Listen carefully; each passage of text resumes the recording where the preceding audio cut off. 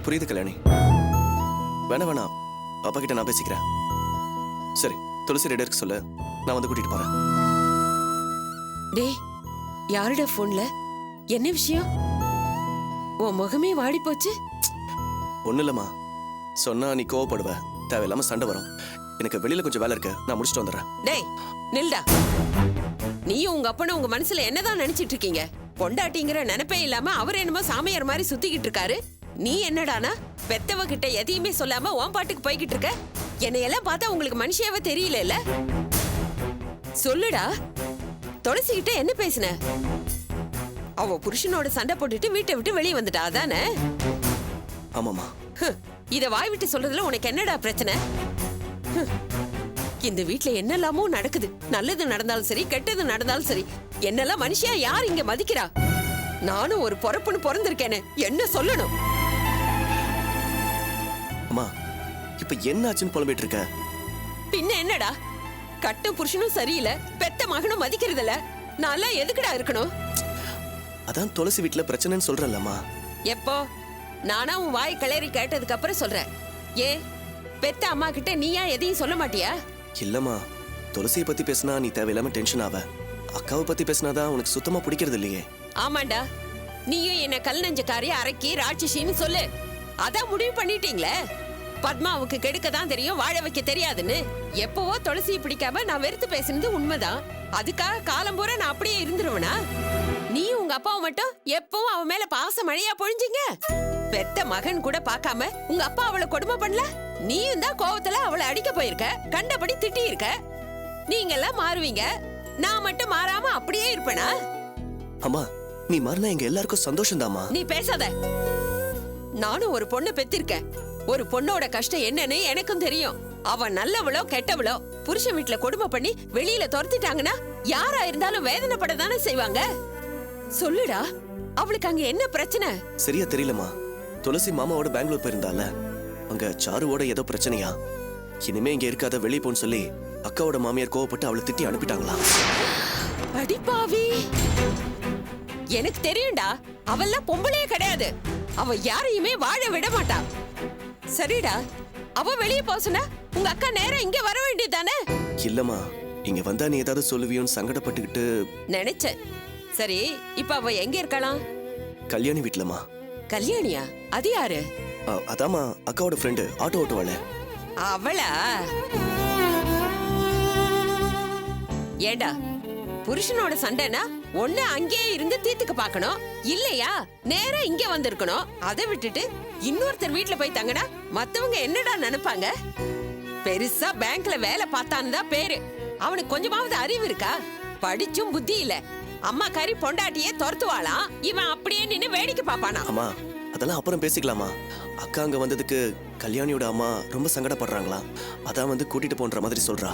பின்ன என்னடா, நானே அவ அங்க போனது தப்புன்னு சொல்றேன். இங்க வந்தாலாவது நீ, அப்பா, பாட்டி, பவித்ரான்னு அவளுக்கு கொஞ்சம் ஆறுதலா இருப்பீங்க. யாராவது தப்பா பேசுறதுக்கு முன்னாடி அவளை கூட்டிட்டு வந்துருவோம், வா போவோம். என்னம்மா சொல்ற நீயுமா? ஏண்டா, நான் வரக்கூடாதா? அவளே பாவம், புருஷனை பிரிஞ்ச வேதனையில இருக்கா. இந்த மாதிரி நேரத்துல அவளுக்கு ஆறுதலாவும் அனுசரணையாவும் நாம தானே இருக்கணும். சீக்கிரம் கிளம்புடா, அவளை கூட்டிட்டு வந்துருவோம். ரொம்ப தேங்க்ஸ்மா. அக்காவை கூட்டிட்டு வந்தா நீ ஏதாவது திட்டுவியோன்னு ரொம்ப பயந்துட்டே இருந்தம்மா. சரிம்மா, அப்பா கிட்ட ஒரு வார்த்தை சொல்லிட்டு கூட்டிட்டு வந்துடலாம். இதை ஏண்டா அவர்கிட்ட சொல்லணும்? பெத்த மகளுக்கு ஒரு பிரச்சனைனா கூட்டிட்டு வராதே நான் சொல்லுவாரு. நீ வேற துளசிக்க அந்த ஆட்டோக்கார பொண்ணு வீட்லயும் அம்மா, கல்யாணிமா எவ்வளோ ஒருத்தி. டேய், அவளுக்கு அங்கேயும் பிரச்சனைன்னு சொல்ற, அவங்களும் அவசரப்பட்டு வெளியே போன்னு சொல்லி இவ ஒண்ணு கிடக்க ஒண்ணு பண்ணிக்க போறா. இனி ஒரு நிமிஷம் கூட அங்க இருக்க கூடாது, வா போலாம். 2 minutes இருமா, ட்ரெஸ் மாத்திட்டு வந்துடுறேன். அம்மா, அக்கா இங்க வந்ததும் இப்ப பேசின மாதிரி கூலா பேசுமா. அக்கா மேல ஏதாவது தப்பு இருந்தா என்கிட்ட சொல்லு, கோவப்பட்டு திட்டி பிரச்சனை பண்ணிடாத. அம்மா, இங்க விட்டா அக்காக்கு வேற இடம் கிடையாதுமா. டேய், நான் தான் முன்ன மாதிரி இல்லைன்னு சொல்றேன்ல, என்னால எந்த பிரச்சனையும் வராது, போ.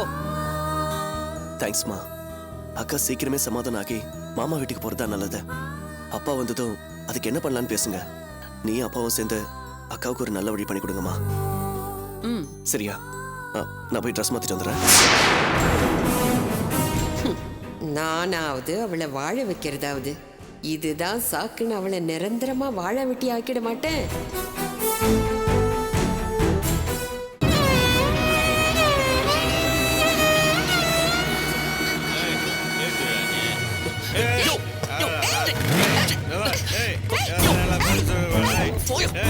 தள்ளுப்பா.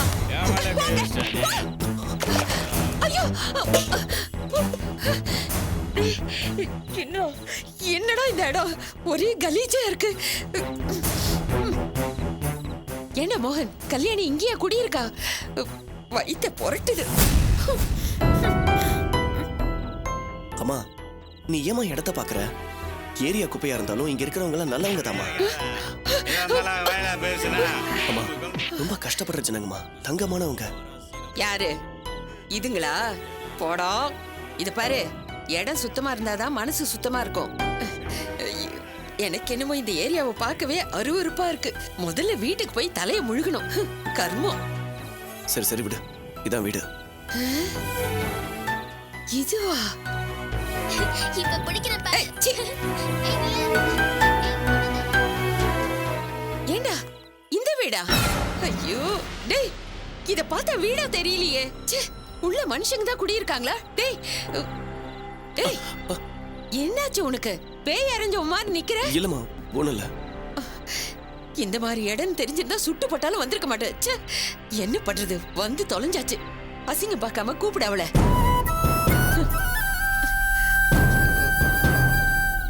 கல்யாணி அக்கா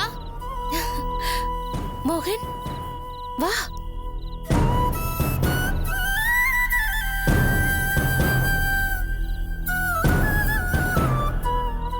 உள்ள வாங்க வாங்க. வாமா. அம்மா, இது துளசியோட தம்பி, இது வாங்க அவளோட தம்பி. சித்தி. வாங்கம்மா, உள்ள வாங்க. உள்ள வாங்க. வாமா. வாங்க தம்பி வாங்க. துளசி என்ன பண்ணிட்டு இருக்கா? கூப்பிடு. துளசி. வந்துட்டேன். இவங்க என் தங்கச்சிங்க. மூத்தவ +1 படிக்கிறா, சின்னவ 8th ஸ்டாண்டர்ட் படிக்கிறா. உட்காருங்கம்மா, உட்காருங்க தம்பி. ம். துளசி வந்த இடத்துல சும்மா இருமானா எங்க கேக்குறா? எதையாவது ஒண்ணு இழுத்து போட்டு செஞ்சுக்கிட்டே தான் இருக்காமா. வந்தவங்கள உட்கார வைக்கிறதுக்கு ஒரு நல்ல சேர் கூட கிடையாதுமா. 3 வேளை சாப்பாட்டுக்கே இங்க ஒன்ன புடி என்ன புடின்னு இருக்கு. இதுல மூக்குத்திக்கு முக்காலிக்கு நாங்க எங்க போறது? ஆண்டவன் படியால அளக்காம எங்களுக்கு புறங்கையால அளந்துட்டாமா. எங்க சூழ்நிலை அப்படி.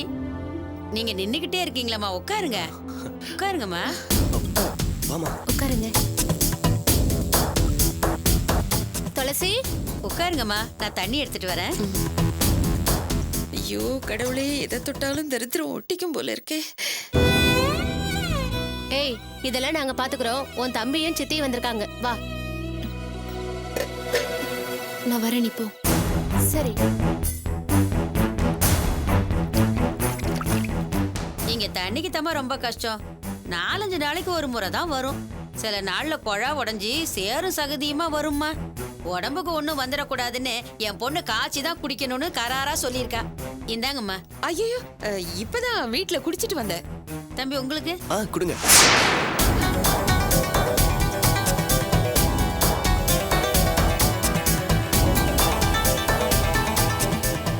வாங்க சித்தி. வா மோகன். உன்னை இந்த கோலத்துல பாக்குறதுக்கு தாண்டி நான் ரொம்ப நாளா ஆசைப்பட்டேன். பேங்க் மாப்பிள்ள கிடைச்சிட்டான்னு என்னவா சிலிப்பிக்கிட்டு இருந்த. இப்ப வாழ்க்கையே கந்தர கோலமா ஆயிடுச்சு பாத்தியா? அக்கா என்னாச்சு? மாமாவோட என்ன பிரச்சனை? சொல்லுக்கா. அக்கா உன்னதான் கேக்குறேன், என்ன பிரச்சனை? மோகன், புருஷன் பொண்டாட்டி 2 பேருமே நல்லா படிச்சவங்க தான். சண்டை சச்சரவு இல்லாம நல்லபடியா குடும்பம் நடத்திருக்கலாம். என்ன போறாத காலமோ பொண்ணு ரூபத்துல பிரச்சனை வந்துருச்சு. வீட்டுக்கு வர சங்கடப்பட்டுக்கிட்டு நேரா இங்க வந்துட்டா. என்னால இவளை என் மக மாதிரி வச்சு பாத்துக்க முடியும். சுத்தி இருக்கிறவங்க தப்பா பேசுவாங்க இல்லையா? அதான் உங்களை போன் பண்ணி வர சொன்னேன்.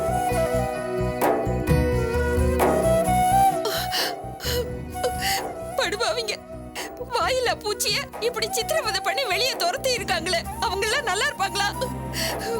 உன்னை நாங்க இந்த கோலத்துல ஏடி பார்க்கணும்? அம்மா, இவளே தாயில்லாத பொண்ணுமா? அத நினைச்சு பார்த்திருந்தா இப்படி எல்லாம் பண்ணிருப்பாங்களா? பிறந்ததுல இருந்தே கஷ்டத்தை அனுபவிச்சுக்கிட்டு இருக்கிறவ கல்யாணம் பண்ணி போற இடத்துலயாவது புருஷனோட சந்தோஷமா இருப்பான்னு நினைச்சிட்டு இருந்தா, இப்ப போன இடத்துலயும் இவ சுகத்தை அனுபவிக்கல. அத நினைச்சாதாம்மா எனக்கு ரொம்ப கவலையா இருக்கு.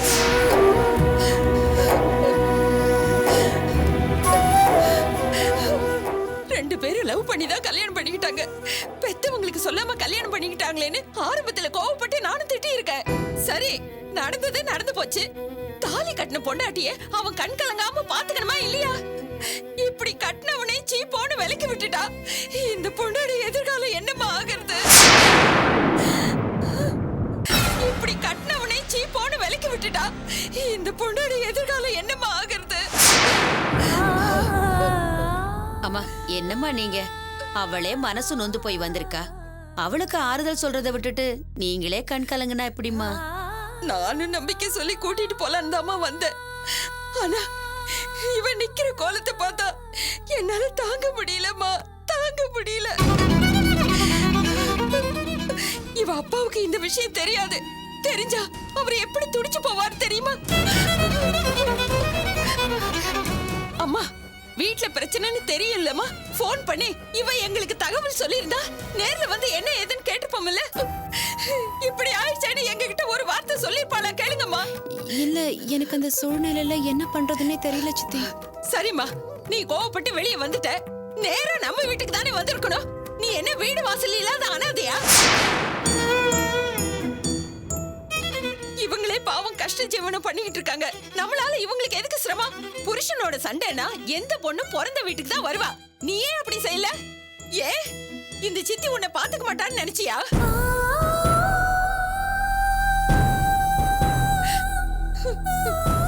ஒன்ன தப்பு சொல்லி புண்ணியம் இல்ல. உன்கிட்ட ஆரம்பத்துல நான் நடந்துகிட்ட முறை அப்படி. நான் நடந்துகிட்டதெல்லாம் தப்புதான்.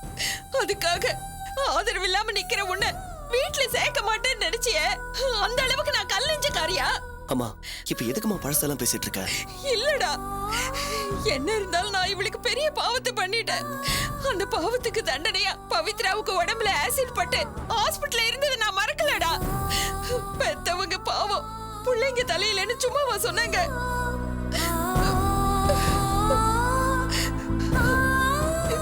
இதுக்கு மேலே நான் திருந்தலனா என் பிள்ளைங்க வாழ்க்கையை நானே அழிச்ச மாதிரி ஆயிடும்.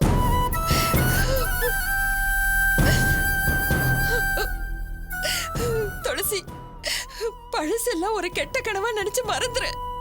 நீ உன் புருஷன் வீட்டுக்கு போற வரைக்கும் நான் உன்னை நல்லபடியா பாத்துக்கிறேன். வாமா, வா போலாம். சித்தி, தப்பா நினைக்காதீங்க. எனக்கு என்னமோ கொஞ்ச நாள் கல்யாணியோட இருந்தா ஆறுதலா இருக்கும்னு தோணுது. பாத்தீங்களாமா அவ எப்படி பேசுறான்னு? நாங்க யாருமே வேணான்னு முடிவு பண்ணிட்டா. ஏண்டி, எனக்காக இல்லனாலும் உன் அப்பாவை கொஞ்சம் நினைச்சு பாரு. கஷ்டத்துல கூட நம்ம பொண்ணுக்கு ஆதரவா இல்லாம போயிட்டுமேன்னு அந்த மனுஷன் எவ்வளவு வேதனைப்படுவாரு. அக்கா, சொன்னா கேளுக்கா. நீ அங்க வந்து இருந்தா உனக்கு கொஞ்சம் ஆறுதலா இருக்கும். அதுவும் இல்லாம நீ அங்க இருந்தாதான் உன் பிரச்சனையை ஆள் மூலமா பேசி சரி பண்ண முடியும். நீ இங்க இருக்கிறது தெரிஞ்சா மாமா வீட்டுல தப்பா பேசுவாங்கக்கா. ஏண்டி யோசிக்கிற? அதான் உன் சித்தியை வந்து கூப்பிடுறாங்கல்ல, போடி. எனக்கும் நீ அங்க இருக்கிறது தான் நல்லதுன்னு தோணுது. உனக்கு அங்க வர்றதுல என்னதாம்மா பிரச்சனை? சித்தி நல்லவ மாதிரி போய் பேசி நடிக்கிறான்னு பாக்குறியா? ஐயோ சித்தி, அப்படிலாம் ஒண்ணும் இல்ல. அப்புறம் ஏன் வர மாட்டேங்கிற? இத பாரு, என் வார்த்தையில உனக்கு நம்பிக்கை இருந்தா நீ எங்களோட வா. நல்லபடியா உன்னை பாத்துக்கிறோம். பிரச்சனையை பேசி முடிச்சு உன் புருஷன் கூட நாங்க சேர்த்து வைக்கிறோம். இல்ல, உன் மேல எனக்கு நம்பிக்கை இல்ல, சித்தியோட உறவே வேணான்னு நீ முடிவு பண்ணிட்டா? ஐயோ சித்தி, நான் வரேன் சித்தி.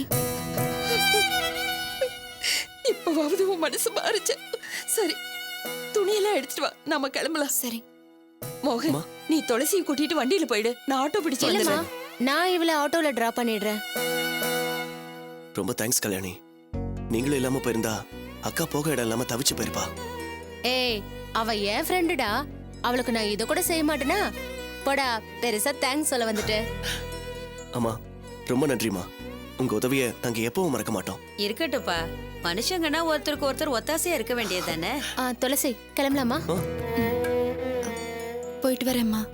மகராசியா போயிட்டு வாமா. சீக்கிரமே உன் பிரச்சனை எல்லாம் தீர்ந்து நல்லபடியா பொழப்ப. தைரியமா இரு. சரிம்மா. வாங்க. பாய். பாய். சரி, வரேன். போயிட்டு வரேன்.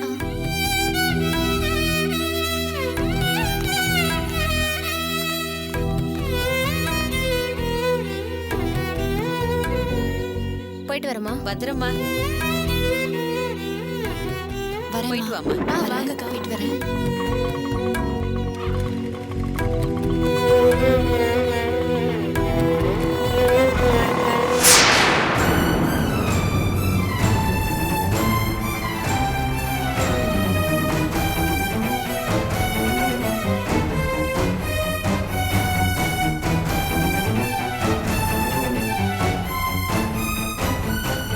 தெய்வமே, இவளுக்கு ஏன் தான் இப்படி சோதனை மேல சோதனை வருதுன்னு தெரியலையே.